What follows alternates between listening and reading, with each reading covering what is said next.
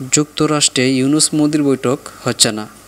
জাতিসংঘ সাধারণ পরিষদের আসন্ন অধিবেশনের ফাঁকে বাংলাদেশের অন্তর্বর্তী সরকারের প্রধান উপদেষ্টা ডক্টর মোহাম্মদ ইউনূসের সঙ্গে ভারতের প্রধানমন্ত্রী নরেন্দ্র মোদির বৈঠক হতে পারে বলে অনেকেই ধারণা করেছিলেন।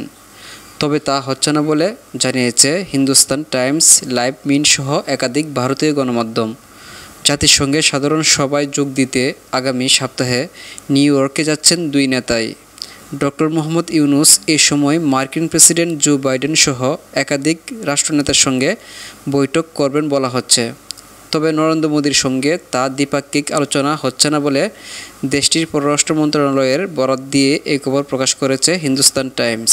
ভারতীয় এক কর্মকর্তা হিন্দুস্তান টাইমসকে বলেছেন, নিউ ইয়র্কের সাধারণ পরিষদের অধিবেশনের ফাঁকে কিছু দ্বিপাক্ষিক বৈঠক হবে বলে আশা করা হচ্ছে। তবে বাংলাদেশের অন্তর্বর্তীকালীন সরকারের প্রধান ডক্টর মোহাম্মদ ইউনূসের সাথে কোনো বৈঠকের শিডিউল নেই। সম্প্রতি ভারতের সংবাদ সংস্থা পিটিআইকে সাক্ষাৎকার দেয় প্রধান উপদেষ্টা। ওই সাক্ষাৎকার গত 6 সেপ্টেম্বর প্রকাশিত হয়। এতে ডক্টর মোহাম্মদ ইউনূস তিনি জাতিসংঘ সাধারণ পরিষদের অধিবেশনের ফাঁকে ভারতের প্রধানমন্ত্রী নরেন্দ্র মোদির সঙ্গে সাক্ষাতের চেষ্টা করবেন। তিনি সাধারণ পরিষদের অধিবেশনের ফাঁকে সার্ক রাষ্ট্রপ্রধানদের সঙ্গেও একটি ফটো সেশনে যোগ দেওয়ার চেষ্টা করবেন।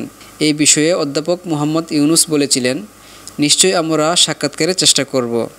যদি সার্কের সব রাষ্ট্রপ্রধান একত্র হন ও ফটো সেশনে অংশ নেন, আমি চেষ্টা করব। হিন্দুস্তান টাইমস বলেছে, সম্প্রতি ঢাকার নানা মন্তব্যে দিল্লি সন্তুষ্ট নয়, তাই বৈঠকের বিষয়ে আগ্রহী নয় দিল্লি। আবার বিশ্লেষকদের মতে দুই নেতার মধ্যে বৈঠক হলে দিল্লিতে শেখ হাসিনার অবস্থান নিয়ে আলোচনা হতে পারে তাদের মধ্যে। এ নিয়ে আপাতত এখন আর কথা বলতে চাচ্ছে না দিল্লি।